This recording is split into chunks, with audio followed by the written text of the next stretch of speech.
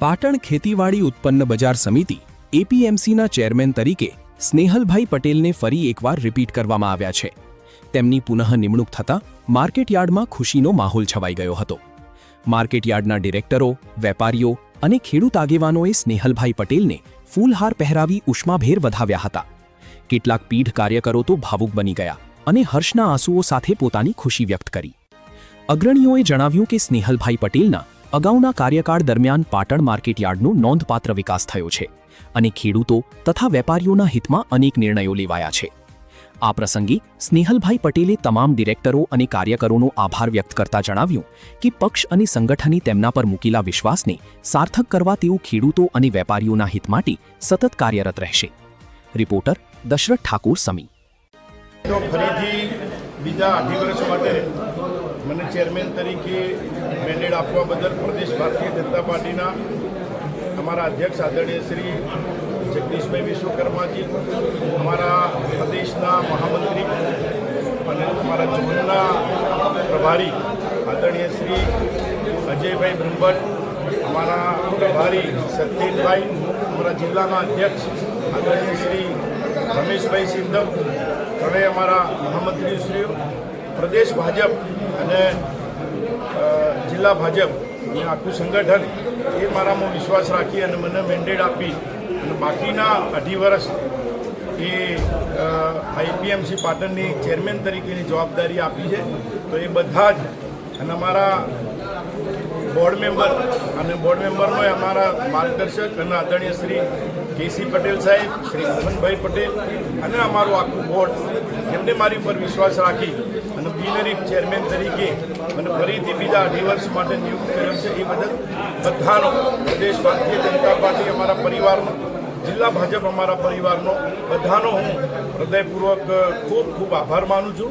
અને આવનારા સમયમાં જ્યારે આપણા વિશ્વના ખૂબ લોકપ્રિય એવા આપણા સૌનું ગૌરવ શ્રી નરેન્દ્રભાઈ સહકારિતા મંત્રાલય થકી અમિતભાઈ જે પ્રયત્નો કરી રહ્યા છે આખા દેશમાં અને નાની નાની સેવા મંડળીઓ અને એપીએમસી અને ખેડૂત કેવી રીતે સમૃદ્ધ થાય એ પ્રકારનું આદરણીય આપણા સહકારિતા મંત્રી અમિતભાઈ શાહ સાહેબનો જે નિર્ધાર છે એ નિર્ધારની સાથે ચાલી અને અહીં આપણા આદરણીય મુખ્યમંત્રી શ્રી ભૂપેન્દ્રભાઈ, ઉપમુખ્યમંત્રી હર્ષભાઈ અને અમારા સહકારિતા મંત્રી શ્રી જીતુભાઈ વાઘાણી, એ બધાના માર્ગદર્શન નીચે ભારતીય જનતા પાર્ટીએ જે ખેડૂતોના ઉદ્ધાર માટે જે નક્કી કરેલું છે એ અભિગમને, એ વિકાસને આગળ વધારવાનું અમે આ 8 વર્ષમાં અમે સૌ અમારા બોર્ડ મેમ્બરો સાથે અમે સૌ પ્રયત્નો કરીશું.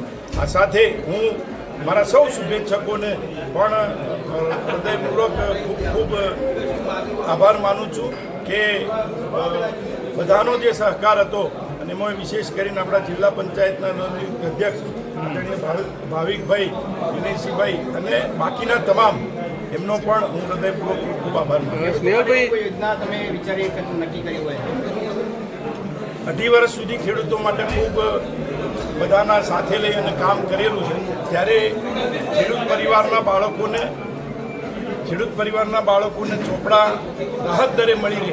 બજારમાં 60 રૂપિયાનો ચોપડો હોય તો 34 રૂપિયાના ભાવે મળી રહે એ પ્રકારની વ્યવસ્થા એપીએમસી પાટણ દ્વારા ગત ટર્મમાં કરેલી હતી. અત્યારે પણ વિતરણ ચાલુ છે. આવનારા સમયમાં પણ અહીં ખેડૂત એનો માલ ઉત્પાદિત કરેલો જે માલ છે એ માલ લઈને આવે ત્યારે એને કોઈ પણ જાતની તકલીફ ના પડે અને એના માલનું પૂરું મોલ મળે એ પ્રકારના અમારા બધાના પ્રયત્નો હશે. અને જ્યારે ભારતીય જનતા પાર્ટી ખેડૂતો માટે, ખેડૂત સમૃદ્ધ બને એના માટે ભૂપેન્દ્રભાઈ સાહેબની સરકાર હોય કે કેન્દ્રમાં નરેન્દ્રભાઈની સરકાર હોય, સતત આ દિશામાં કામ કરતા હોય છે. ત્યારે અમે પણ એની અંદર સૂરમાં સૂર પુરાઈ અને ખેડૂતનો ઉત્કર્ષ કેવી રીતે થાય એ એપીએમસી દ્વારા અમે બધા નક્કી કરી અને આગામી પગલાં ભરીશું. સ્નેહલભાઈ, આપ ભાવુક બન્યા હતા આપનું નામ જાહેર થતાની સાથે.